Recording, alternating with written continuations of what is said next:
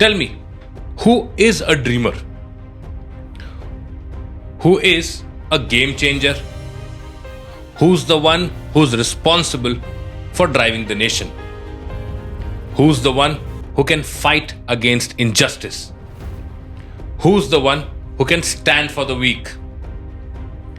Who's the one who's got guts to ask question? Who's the one who can dare to dream and bloody achieve it? Students. Sir, आपको लगता है कि हमारे students तैयार हैं?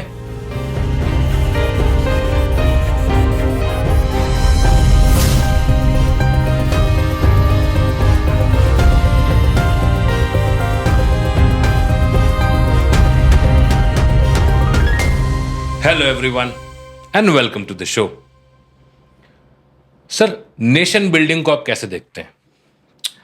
Well, nation building primarily based on few parameters. उसमें सबसे पहली चीज अगर कोई आएगी वो आती है एजुकेशन। उसके बाद अगर कुछ होना चाहिए तो वो है philanthropy, which is followed by research and innovation. और इन सबको जो लेके चले a leader with the vision. तो किसी नेशन के सक्सेस के पीछे का क्या राज है? किसी भी देश में अगर वहां के स्टूडेंट्स को आजादी है सवाल पूछने की और अपनी समस्याओं को रखने की, और गवर्नमेंट के पास ये फ्रीडम हो कि उनकी समस्याओं का समाधान हो, वही नेशन एक सक्सेसफुल नेशन की कैटेगरी में खड़ा हो जाता है। सर, क्या एजुकेशन और विजन किसी नेशन के लिए वो कनेक्टेड है, इंटरलिंक्ड है? देखिए, एजुकेशन भले ही आपके अंदर एक विजन डेवलप ना कर पाए, पर एक विजनरी आदमी हमेशा एजुकेशन की इंपॉर्टेंस समझता है। ये समझने के लिए आपको जमीनी हालात समझने पड़ते हैं। किताबों से पढ़कर आप देश की व्यवस्था समझ सकते हैं, अमीरी गरीबी, सक्सेस फेलियर, सिचुएशंस का सिर्फ एनालिसिस कर सकते हैं। लेकिन जो वाकई में उतरकर जमीनी हकीकत देखता है, उसको सही मायने में उनके सोल्यूशन समझ में आते हैं। इसलिए एक विजनरी लीडर और लीडरशिप के अंदर आप जो चीज सबसे पहले चाहते हैं आपके लीडर के अंदर हो, वो होता है विजन। क्योंकि उसने ग्राउंड रियलिटीज को कवर करते हुए वहां तक पहुंचा है। किताबी ज्ञान आपको सिर्फ वो एहसास दिला सकता है, लेकिन सही मायने में आपको अगर समझना है तो उसके लिए आपको जमीन पे उतरना पड़ेगा। इसलिए जो आपका सवाल है उसमें vision and education according to me are not interlinked. मैं फिर से दोहरा दे रहा हूं। अच्छा। एजुकेशन मे और may not develop a vision, but a visionary man always understand the importance of education. तो क्या मैनेजर्स या लीडर्स एजुकेशन से बनते हैं या विजन से बनते? ये बहुत ही बढ़िया सवाल है। देखिए, मेरा ऐसा मानना है कि managers are tailor made. Okay. Managers बनाए जाते हैं। ये भी नहीं बोलूंगा कि लीडर्स पैदा होते हैं, पर लीडर्स इवॉल्व होते हैं। कोई भी आपके अंदर अगर थोड़ी सी भी लीडरशिप क्वालिटी है और अगर आप उसको लेके चले तो the possibility is very high that you will be into a leadership position. पर अनफॉर्चुनेटली हमारे देश में बहुत पहले ही ये चीज खत्म कर दी जाती है। इसलिए मेरा व्यक्तिगत मानना है कि managers are made and leaders are born and evolve with time. Okay. एक सक्सेसफुल लीडर की क्या परिभाषा होनी चाहिए? आप लीडर बोल लीजिए या पॉलिटिशियन बोल लीजिए, जिसके हाथ में ये पावर है कुछ बदल देने की, कुछ बेहतर कर देने की, वो एक पॉलिटिशियन होता है। जिसकी पहली रिक्वायरमेंट ही लीडरशिप स्किल्स होती हैं। पॉलिटिशियन कौन होता है? जो पहली बार हमारे समाज से, हमारे बीच से निकल के जाए जी, जो एक आम आदमी की तकलीफों को समझे, जिसका काम उसके भाषण से ज्यादा बेहतर हो, जिसकी पहचान उसके काम से हो। बिल्कुल। मान लीजिए आपका बच्चा बीमार है और आप अस्पताल लेके पहुंचे और सबसे पहले उसका इलाज हो, बाकी सब बाद में। स्कूल के बाहर खड़ी हुई मर्सिडीज और ऑटो से उतरता हुआ बच्चा, दोनों के बीच में कोई फर्क ना हो। करेक्ट। जो जातिवाद से उठकर किसी टैलेंट को समझे, वो अच्छा एक पॉलिटिशियन माना जाता है। जो आने वाली 10 साल के बाद जो समस्या होगी उसके लिए वो आज तैयार करे, जिसमें अपने स्टूडेंट्स को देख के ये भावना आए कि इनका भविष्य मेरे हाथों में है और कल ये क्या करेंगे, उसको एक बेहतरीन पॉलिटिशियन, लीडर या नेता माना जाता है। What is the strongest contributor in nation building, sir? In all the possible ways, the strongest contributor is education, education, education. Okay. Research, research, research, innovation, innovation, innovation. इसके बाद जो आता है वो आती है पॉलिटिक्स, लीडरशिप। दुखद ये है कि दुनिया के हर प्रोफाइल के लिए आपको एजुकेशन चाहिए, बस एक पॉलिटिशियन बनने के लिए अगर आप शिक्षित नहीं हैं तो भी आप एलिजिबल हैं, बाकी सब जगह eligibility criteria minimum 10th-12th graduation होता है। बिल्कुल सर, एक आम घर से, एक मिडिल क्लास फैमिली से अगर कोई बच्चा वाकई पॉलिटिशियन बनना चाहे तो कैसे बन सकता है? कुछ नहीं, उस परिवार के किसी भी इंसान को बस उसके कान में जाके बोल देना है कि जा बेटा प्रधानमंत्री बन जा, इतना ही बोलना है, and I think a person will get the path. कैसे? देखिए, आप अपने बच्चों को शिक्षित करते हैं, तैयार करते हैं एक सोशल एनिमल बनाने के लिए, करेक्ट है ना। जब वो समाज में उतरते हैं तो आप उनको तैयार करते हैं मुश्किलों का सामना करने के लिए, चुनौतियों का सामना करने के लिए, अपॉर्चुनिटीज के लिए तैयार रहने के लिए, आप इन्हीं सब चीजों के लिए तैयार करते हैं। करेक्ट। तो मैं ऐसा मानता हूं कि आप अपने बच्चे को किसी भी आसान रास्ते के लिए तैयार नहीं करते हैं, और अगर आप कर भी देंगे तो उससे कुछ होगा नहीं, क्योंकि आगे का रास्ता मुश्किल ही है। करेक्ट। लेकिन हमारे देश में धारणा है कि पॉलिटिक्स जो है वो एक गटर है, वहां सिर्फ गंदे लोग जाते हैं, वहां गुंडे जाते हैं, बेटा तुम वहां मत जाओ, जान का खतरा रहता है। और मुझे समझ में नहीं आता कि इसके बाद जब आप बच्चे को तैयार कर रहे हैं तो वो आसान जिंदगी के लिए तो वैसे भी तैयार नहीं हो रहा है, क्योंकि आने वाली जिंदगी तो मुश्किलों और चुनौतियों से भरी हुई है, और ये रास्ता भी मुश्किलों और चुनौतियों से भरा हुआ है। तो ऐसा क्या हो जा रहा है परिवारों में कि आप अपने बच्चे से ये बात बोल नहीं पा रहे? So when you are making him ready for the future opportunities which are full of challenges, struggle and opportunities, then why you are not saying this to your child कि बेटा जा और प्रधानमंत्री बन जा। क्या बात है। तो अगर मुश्किल ही काम करना है तो ये क्यों नहीं। Nice nice. क्या ये आसान है किसी आम घर से, एक मिडिल क्लास फैमिली से किसी बच्चे का पॉलिटिक्स में घुसना? क्या ये आसान है? बहुत आसान है। अगर एक चाय वाला इस देश का प्रधानमंत्री बन सकता है तो इससे आसान परिभाषा आप कैसे देंगे भाई? ये तो एक सेंस ऑफ अचीवमेंट है ना समाज के लिए। आप व्यक्तिगत रूप से मोदी जी को पसंद करें ना पसंद करें, वो आपकी अपनी राय है। आप पीछे जाइए, और अगर एक चाय वाला इस देश का प्रधानमंत्री बन सकता है तो ये मुमकिन है। बिल्कुल। एक स्कूटर पे बैठ के अमित शाह जी और मोदी जी एक जमाने में चला करते थे, और जो भी डोर टू डोर कैंपेन करा करते थे, अगर वहां से वो होम मिनिस्टर और प्रधानमंत्री बन सकते हैं तो आपका बच्चा क्यों नहीं बन सकता? बिल्कुल। It is only about the will that you must have कि यार ये मैं कर सकता हूं, और उसकी एक बैकिंग होनी चाहिए पीछे कि भाई आप करिए। नेशन के एसेट्स क्या हो सकते हैं सर? एक ही है एसेट किसी भी नेशन का, सारे उसी में से निकल के कुछ बनते हैं सर, और वो है विद्यार्थी, और कोई नहीं है। कैसे? अरे आप कुछ भी बनिए, 90-95% लोग इस देश में कुछ भी बनते हैं तो शिक्षित होके बनते हैं। करेक्ट। तो लेबर क्लास कहां पे आता है? जहां पर हम अशिक्षित होते हैं या हमें पढ़ाई में इंटरेस्ट नहीं होता। लेकिन अगर आप शिक्षित हैं तभी आप अपॉर्चुनिटीज के लिए रेडी हैं। करेक्ट। करेक्ट। इसको आप इससे मत जोड़िएगा कि बिजनेस तो बिना पढ़े लिखे भी कर सकते हैं, मैं बिल्कुल इसमें डिनाई नहीं कर रहा हूं। लेकिन अगर आप मोटे मोटे तौर पे मुझसे बात करें कि देश को अगर आगे बढ़ाना है तो उसका एसेट क्या है, तो उसका एसेट वही है जो बच्चा स्कूल में है, जो भी कॉलेज में है, वही आगे चल के IAS IPS बनेगा, वही ब्यूरोक्रेट बनेगा, वही साइंटिस्ट बनेगा, वही डॉक्टर बनेगा। तो अगर मैं अपने स्टूडेंट के अंदर ये पावर फील नहीं कर रहा हूं कि उस देश का एसेट है, तो जो एसेट है कौन? आपके हिसाब से एसेट कौन होगा फिर?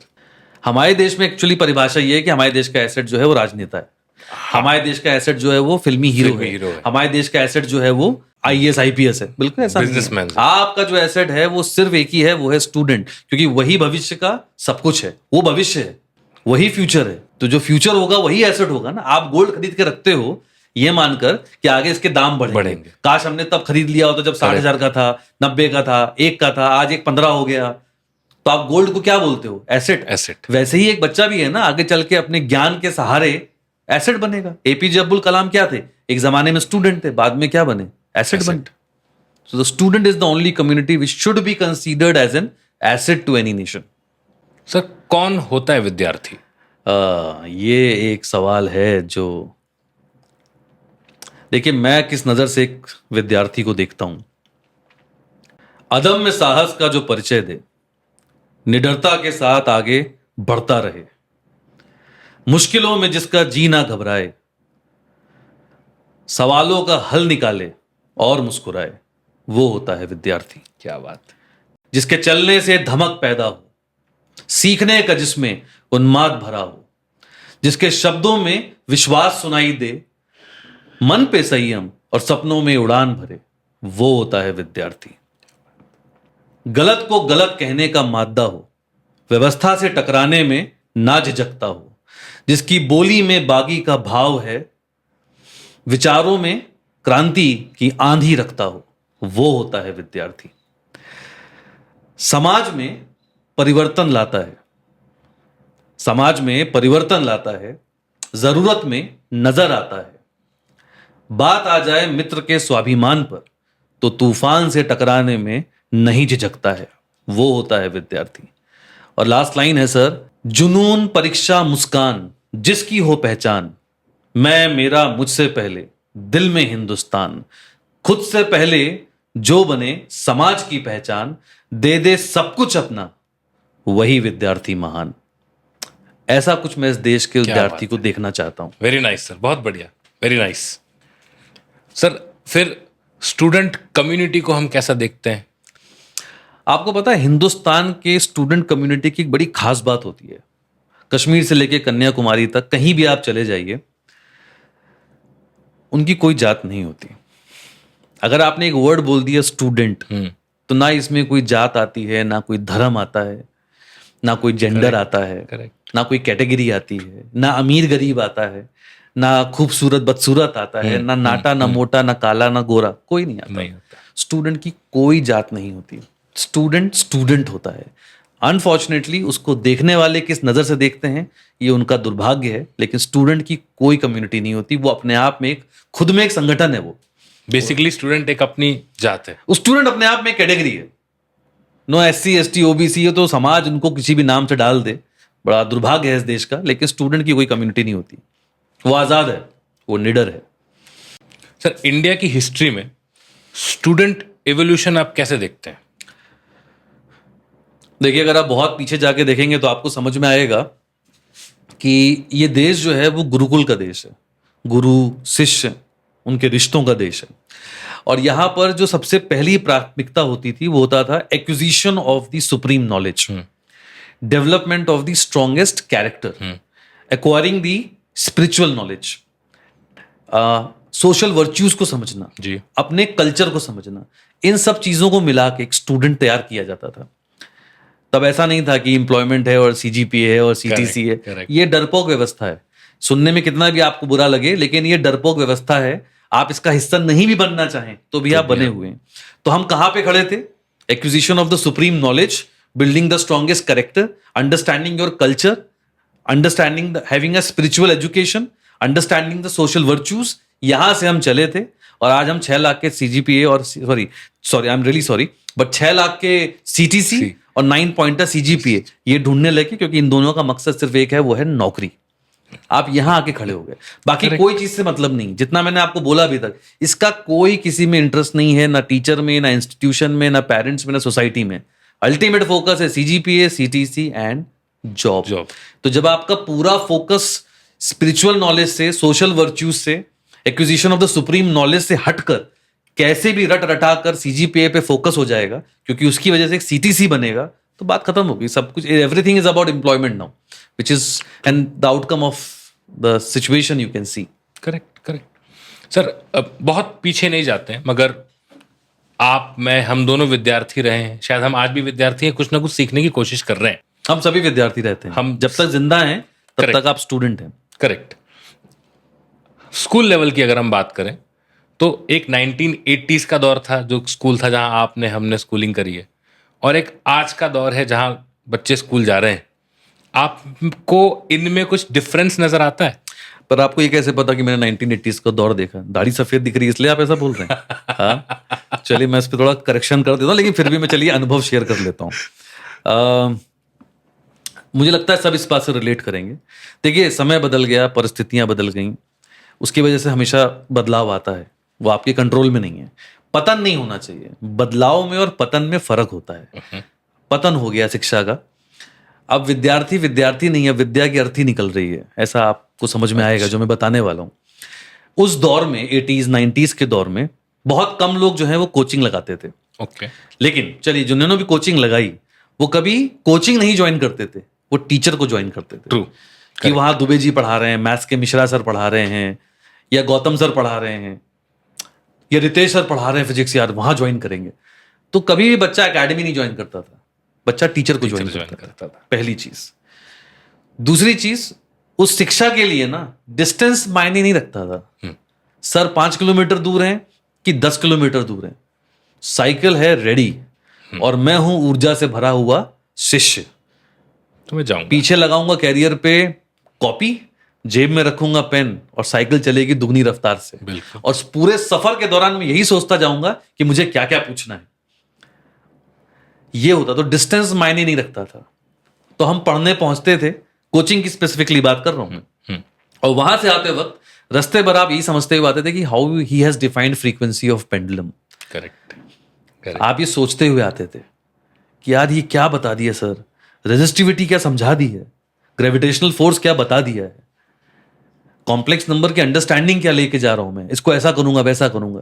आप ये सब सोचते हुए मनन चिंतन करने का वक्त मिलता था, इसलिए आप रटते कम थे और रिटेंशन बहुत कमाल का था, क्योंकि डिस्ट्रैक्शंस नहीं थे। सारा फोकस पे था कि क्या बोला गया और मैं क्या सोचता हुआ जा रहा हूं। इसके बीच में मेरे कान में कोई ऐसा आधुनिक यंत्र नहीं लगा होता था जिसमें मैं हनी सिंह को सुनता हुआ जा रहा हूं। करेक्ट। पार्टी ऑल नाइट मेरे पास स्कोप नहीं था। My party is to go back and sit down और थिंक अबाउट इट कि मेरे टीचर ने मुझे क्या पढ़ाया। करेक्ट। तो मैं सवाल बनाता था, फिर मैं सोचता था कि यार ये कैसे किया है, तो बड़ा इंटरेस्टिंग तरीका है, सर ने शॉर्टकट बता दिया। And there was always an excitement कि अभी बढ़िया चीज सीखी हमने।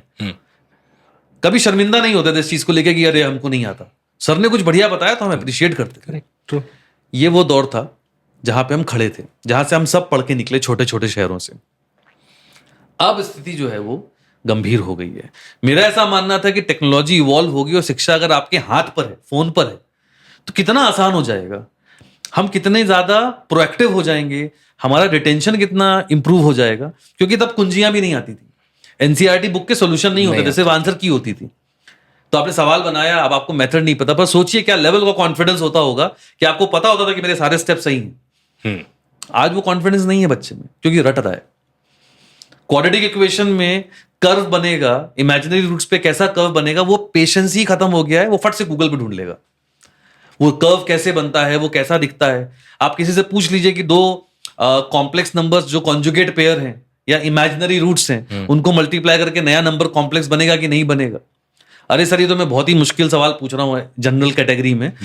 मैं एक ऐसे बच्चे से मिला जिससे मैंने पूछा, जिसके एग्जाम परसों खत्म हुए थे। ओके। और मैंने उससे पूछा कि क्या सब्जेक्ट्स थे, वो मुझे सब्जेक्ट्स के नाम नहीं बता पाया। So technology has destroyed this country. इस देश का दुर्भाग्य है, जितना टेक्नोलॉजी को अनपढ़ लोगों ने बेहतरीन तरीके से यूज किया है, उतना पढ़े लिखे लोगों ने बर्बाद कर दिया। अनपढ़ आदमी ने अपना रोजगार ढूंढ लिया भाई, लेकिन पढ़ाई लिखाई का जो उसमें एक एड ऑन एडवांटेज होना चाहिए था, उसका एक मजा होता था। जब सवाल का जवाब आप ढूंढते थे, वो आपके अंदर एक पेशेंस डेवलप करता था, प्रॉब्लम सॉल्विंग माइंडसेट डेवलप करता था, identification of the problem develop करता था, जो कहीं ना कहीं स्किल्स आप रियल लाइफ में भी यूज करते हैं। पर आज सब इमीडिएट ग्रेटिफिकेशन पर आकर खड़ा हो गया। सो जो ट्रांजिशन आपने मुझसे पूछा, तो वो ना तो ट्रांजिशन है, ना ट्रांसफॉर्मेशन है, ना परिवर्तन है, वो पतन है। सर आपने शब्द 2-3 बार इस्तेमाल किए, पतन है जी। मगर आज के बच्चों से अगर आप पूछें तो वो बड़ा खुश हैं जी, उनको इजी एक्सेस है जी। आप इसको मेरिट मानते हैं या डिमेरिट मानते हैं? देखिए उस बच्चे को कैसे वो डीमेरिट समझ में आएगी जो मोबाइल के साथ पैदा हुआ है। डीमेरिट तो आप बोल पा रहे हो क्योंकि 80s 90s में आपके पास फोन नहीं था, तभी आप डीमेरिट बोल रहे हो ना, कि आपको लगता है तो किल कर रही है। जो बच्चा मोबाइल के साथ पैदा हो रहा है, टेक्नोलॉजी के दौर में पैदा हो रहा है, उसको यही नहीं पता कि इसके बिना जिंदगी कैसी थी। तो उसने क्या सोचा, आपने मुझसे A+B का होल स्क्वायर पूछा, वाइवा होता था स्कूल में। करेक्ट। आपने ओम्स लॉ पूछा, मैं नहीं बता पाया। लड़का बोल देगा क्या फर्क पड़ता है सर, मुझे नहीं आता, गूगल पे चेक कर लीजिए। डेटा की, इंफॉर्मेशन की वो कीमत ही नहीं रही जो उस जमाने में हुआ करती थी। ट्रू। तो उसी हिसाब का रिटेंशन था, क्योंकि कीमत थी तो हमें याद रखना है। आज वो कीमत नहीं है। मैं आपको बहुत सरल एग्जांपल बता रहा हूं। मैकेनिकल इंजीनियरिंग की स्थिति ये हो गई इस देश में, बड़े से बड़े कॉलेज में, कि मैकेनिकल का बच्चा मशीन लर्निंग पढ़ रहा है क्योंकि उसको माइक्रोसॉफ्ट गूगल में जा रहा है, क्योंकि उसकी रैंकिंग अच्छी नहीं है इसलिए उसको कंप्यूटर साइंस नहीं मिला, इसलिए वो मैकेनिकल पढ़ रहा है। मैकेनिकल की क्लास में थर्मोडायनेमिक्स का लेक्चर पढ़ रहा है, उसको यही समझ में नहीं आएगा टीचर सही पढ़ा गया है गलत, क्योंकि उसका पूरा फोकस मशीन लर्निंग पर है। उसकी भी गलती नहीं है क्योंकि मैन्युफैक्चरिंग सेक्टर में जॉब नहीं है, उसको बढ़ाया नहीं जा रहा। करेक्ट। वहां नौकरी करने का उसको 35,000 मिलेगा जो वो करना नहीं चाहेगा। तो एवरीथिंग इज इंटरलिंक्ड। इसलिए मैंने बार बार पतन बोला कि टेक्नोलॉजी के साथ बच्चे को और पावरफुल कैसे बनाया जाए। ये इस देश का दुर्भाग्य है, जितना नुकसान इस देश में बच्चे का हो रहा है उतना कहीं कभी नहीं हुआ। करेक्ट। इस देश में प्रोजेक्ट सबमिशन सिर्फ नाम का है।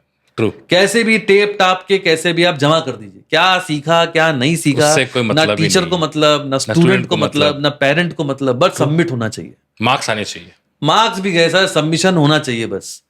अच्छा। मैकेनिकल डिपार्टमेंट में फर्स्ट ईयर के अंदर वर्कशॉप्स होती हैं जिसमें बच्चे लेथ मशीन पे कारपेंटरी सीखते हैं। वो जो फाइल बनाते हैं ना सबमिशन, उसको आखिरी में ऐसा कील डाल के फोड़ा जाता है, मतलब फाड़ा जाता है, और वो रद्दी में जाती है, जिसको बच्चा बस घिस घिस के लिख के भर दे रहा है। उसको कोई पढ़ता भी नहीं। उसको कोई नहीं पढ़ता सर, उसको रद्दी में जाता है, वो ट्रक में भर भर के जाती हैं फाइलें। क्यों हो रहा है? कोई पूछ रहा है क्या? क्या सीख रहे हो? पेन घिस रहा है, पेपर भर रहा है, टीचर भी खुश हो रहा है। टीचर भी ये नहीं बोल पा रहा कि बेटा इसका तुम मत करो, एक पेज में रिपोर्ट सबमिट करो, तुमने क्या सीखा वही लिखना जो तुमने सीखा। नहीं सीखा कोई बात नहीं, वो लिखो, नहीं सीखा वो चलेगा, एक पन्ने में लिख के दो। भरवा रहा है फाइल, वर्कशॉप की फाइल सबमिट करनी है, 30 तारीख लास्ट डेट है, 29 तारीख की रात में पूरा हॉस्टल मिलके छाप रहा है, जाके सबमिट कर रहा है। क्या सीख रहे हो आप? कचरा। और ये चलता आ रहा है, ये व्यवस्था आज की नहीं है, पिछले 20 साल से व्यवस्था ऐसे ही चल रही है, 25 साल से। मतलब बेसिकली फॉर्मेलिटी पूरी हो रही है, बस, चाहे बस, वो बस। टीचर की हो, स्टूडेंट की हो, किसी की हो। बॉक्स टिक होना चाहिए, दैट्स इट। बस। उससे मतलब है। क्योंकि आपके रिपोर्ट कार्ड में वो आएगा वर्कशॉप, उसका ग्रेड आएगा अटेंडेड A+। इसलिए सर मैंने ये बात बोली कि आप पतन, विद्या की अर्थी निकल रही है सर। अगर एक स्टूडेंट के पर्सपेक्टिव से देखे और वो वाकई सही तरीके से इनवर्ड मूव करे तो क्या इंपैक्ट होगा? देखिए सवाल मैं ओपन छोड़ दे रहा हूं अभी। पूरे तजुर्बे के अपने 20-21 साल के एजुकेशनल करियर के बाद मैं आपको बता रहा हूं, आप किसी भी बच्चे से बोलिए अपना इंट्रोडक्शन दो, वो 30 सेकंड अपने बारे में नहीं बोल पाएगा। 30 सेकंड बोल रहा हूं मैं। तो जो आपने सवाल पूछा ना मुझसे अभी, तो सबसे पहली चीज मैं आपको एग्जांपल समझाता हूं। कैंपस प्लेसमेंट होती है जी। इंजीनियरिंग में, एमबीए में। कैंपस प्लेसमेंट के लिए कंपनियां आती हैं, तो बच्चा जो है फटाफट अपना सब्जेक्ट रटना शुरू कर देता है। ये रटना, वो रटना, फटाफट। कैन यू इमेजिन क्या आप पूरा सिलेबस पढ़ पाओगे? 2 दिन बाद कंपनी आने वाली, पर वो लगा हुआ है। फिर वो सीनियर से पूछेगा क्या पूछते हैं, कैसा पूछते हैं, ये वो। फिर प्लेसमेंट सेल आएगा, उनको ये बताएगा ये पूछते हैं, वो पूछते हैं। फिर वो अपनी फाइनल रिपोर्ट पढ़ेगा, जितने सर्टिफिकेशन आज तक किए हैं वो सब तैयार करेगा, और सब तैयार कर करा के तेजी से रटा के सब पूछ पाछ के गूगल से, यूट्यूब से इसकी हेल्प उसकी हेल्प लेके इंटरव्यू में जाके बैठेगा। और जैसे ही पैनलिस्ट उससे पहला सवाल पूछेगा, tell us something about yourself, खत्म। खत्म। क्योंकि बच्चे ने सब कुछ तैयार किया, बस यही तैयार नहीं अपने बारे में कुछ नहीं तैयार किया। सब कुछ कर लिया उसने, यही मिस हो गया उससे।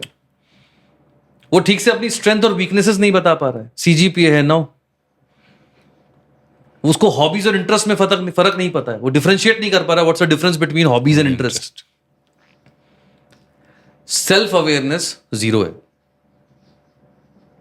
ऐसा नहीं कि वो टैलेंटेड नहीं है, समय नहीं है, घिरा हुआ है वो सोशल लाइफ से, पार्टी से, फोन से, सबमिशन से, एग्जाम से, पीयर प्रेशर से, सवालों से, तो समय ही नहीं है। तो सबसे बड़ा फेलियर, और इसे मैं स्टूडेंट तक सीमित नहीं कर रहा हूं, ओके। क्योंकि एक बार वो एज निकल गई और उसके बाद आप कॉर्पोरेट में आ गए, तो आपके मन में श्री राम की तरह सिर्फ आपका बॉस रहता है।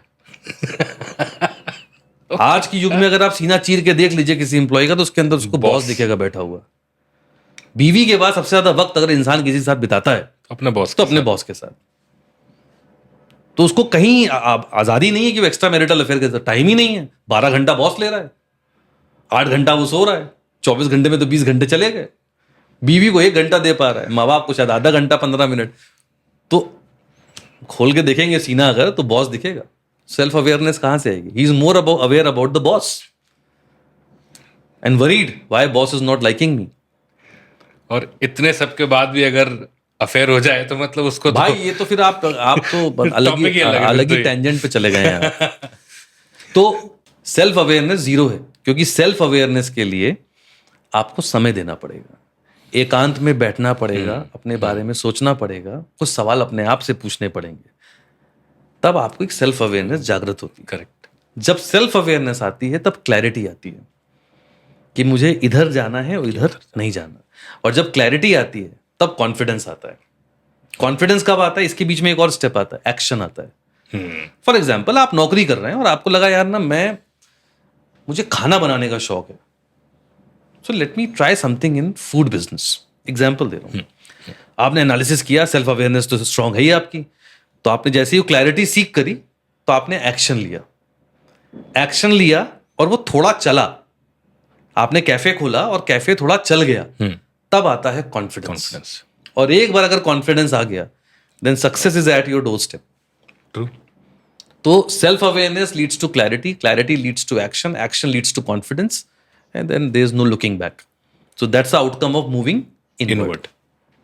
Sir, if said everybody in a given nation has a very strong character, जी. क्या होगा उसका impact on that nation?